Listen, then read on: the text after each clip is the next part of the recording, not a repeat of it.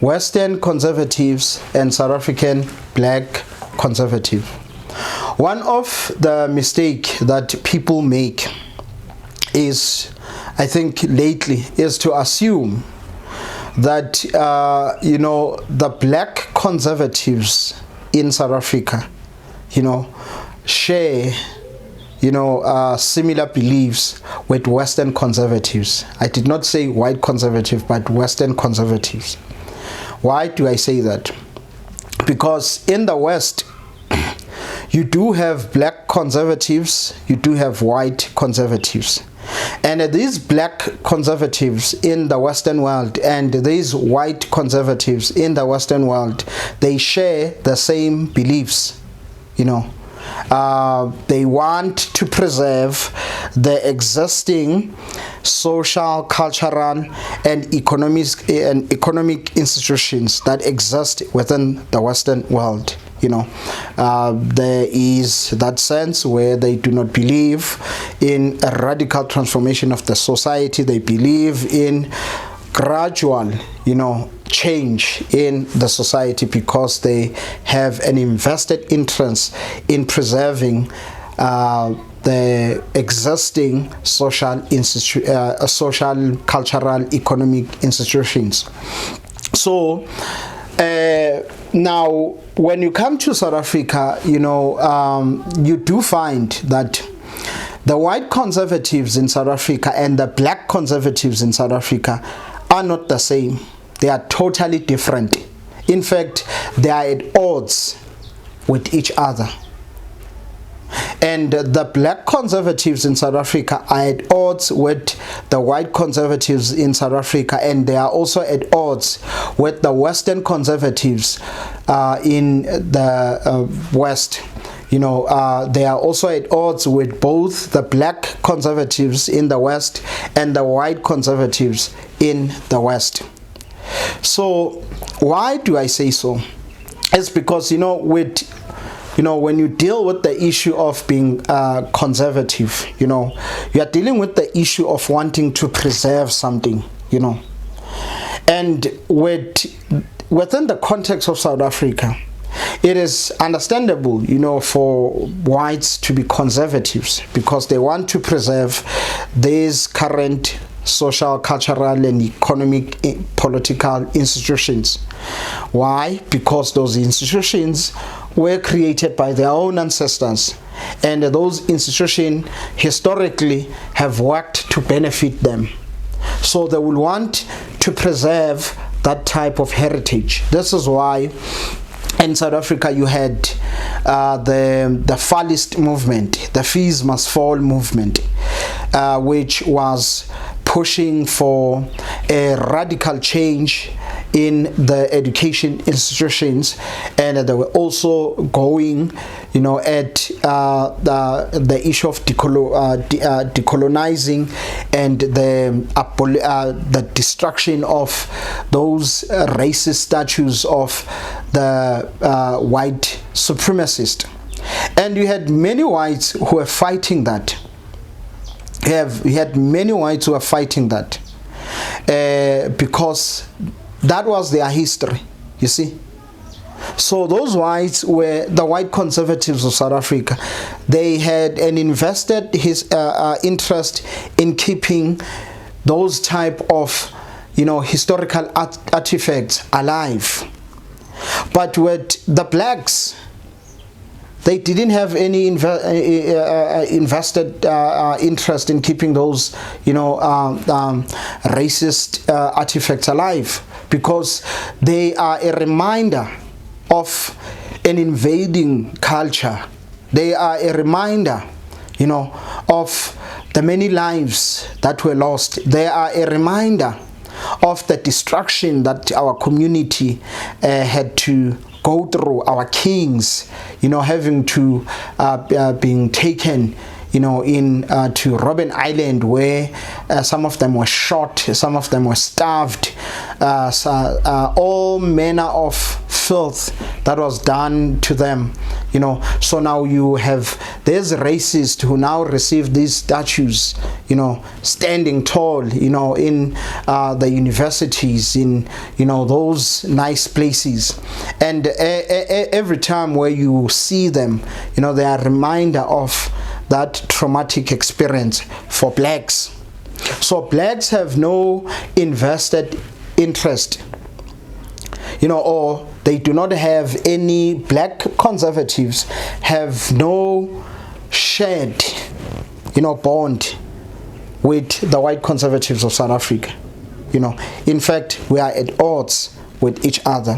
One seek to preserve, you know, the institutions that oppress me. I seek to see them being radically removed from the society, and seeking to have, you know, my own heritage being preserved. So I'm a black conservative in that sense, you know. I want to preserve my own history, which was a way, you know, of my ancestors fighting and making sure that my humanity is respected, that I, as a human created in the image of God, you know, my dignity is protected. So all that my ancestors did, you know, I want to preserve that. The social institution, social, cultural, and economic institutions that they created, I want to preserve that. And those social, cultural, and economic institutions that my ancestors created have always been created within an environment where they were fighting against white conservativeness in the context of South Africa. And therefore, when you look at Western conservatives, with Western conservative, definitely the West, for, you know, if you look at it, largely built, you know, via this secular colonial community of Europe, you know, white people.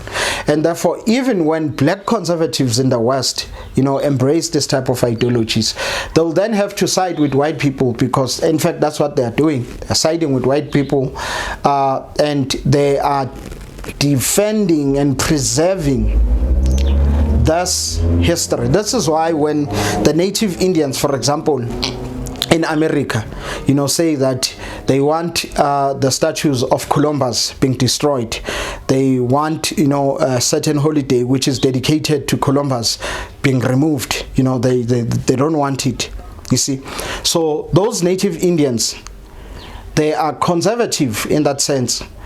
They want their history to be preserved in their own land, and they want to remove the settler colonial history which has imposed itself on their land. And therefore, what do the blacks and white conservatives in America do? They oppose, you know, the Indians, and make up all sort of excuses on why the Columbus statue needs to remain. It reminds them of their history, blah blah blah, all this type of nonsense, you see. So they are conservative in that sense. They want to preserve that. And then those very same black and white conservatives in the West, you know, in South Africa, they are the same as the white conservatives, you know. So lastly, in South Africa, you will never find, in fact, people who seek to preserve the very history that is, and culture and institutions that are defended by the white conservatives of South Africa. If any black person does that in South Africa, you are not even taken serious, you know. Your voice is not even taken serious. Even when you speak, even when you have huge platforms, the people who are going to be defending you and people who are going to be listening to you are the very same white conservatives. No black person is going to pay attention to you. We simply view you as a sellout. You see, that's just it.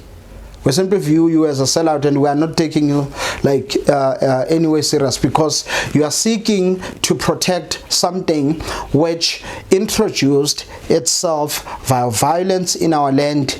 You want to preserve something which was involved in our own destruction. You see, so in that sense, you know, you do find that some people need to be careful. Just because you call yourself, a black conservative in South Africa, that then doesn't mean you have to side with white people.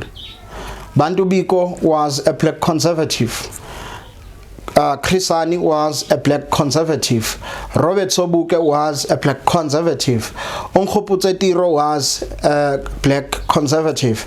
Reverend Shezi was a black conservative. You see, those type of people. Jacob Zuma is also a black conservative. You see, and those people were always anti-European settler colonialism.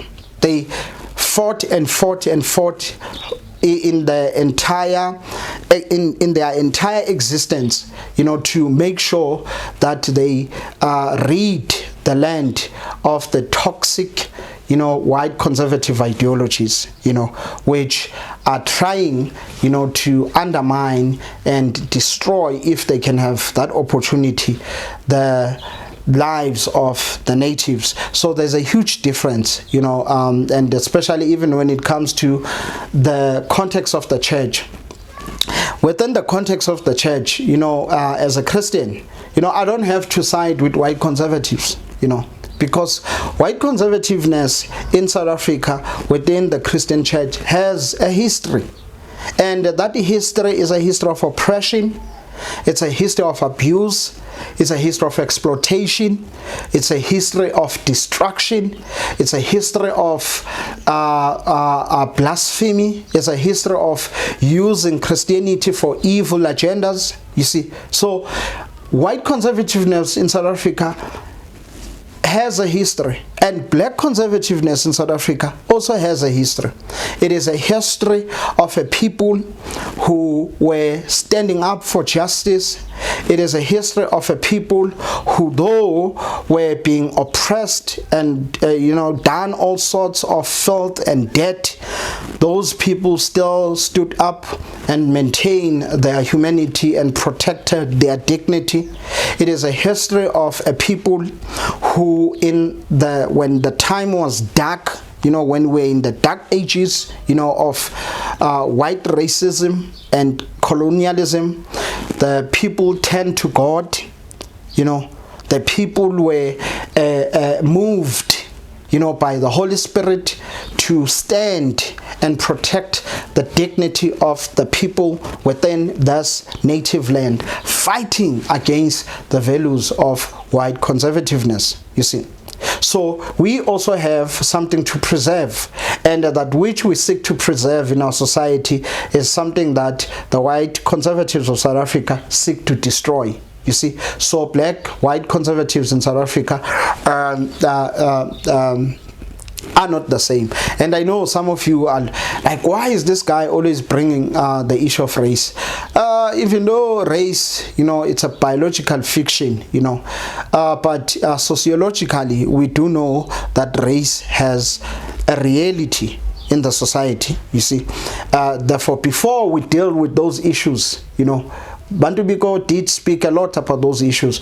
Before we deal with the materialistic advantage that Europeans, benefited via, there's racist caste system that existed in South Africa, we can never rid the nation of race. If just because people don't want to talk about it doesn't mean that it no longer exists. It exists, and therefore we need to expose it, talk about these issues. So as we are saying, theirs are not the same. And with black conservatives in South Africa, there's this tendency of white conservatives to like to call black conservatives in South Africa as leftist. Well, we are not leftist. Just because we oppose you doesn't mean now we are siding with the liberals and the left. Bantu Biko wrote a lot about the liberals and the leftists, and their ideologies in South Africa, and he rejected them. You see, so Bantu Biko was a black conservative in that sense. So just because we are opposing white racist conservativeness, it doesn't mean now we are accepting liberal leftist ideologies. You know, that's another confusion that people have, and it's a mistake. So I wanted just to share on that. Do share your opinions, you know, and what you can say about this in the comment section. Also, your critiques are going to be greatly appreciated. Thank you very much for watching. Have a blessed week. Thank you very much.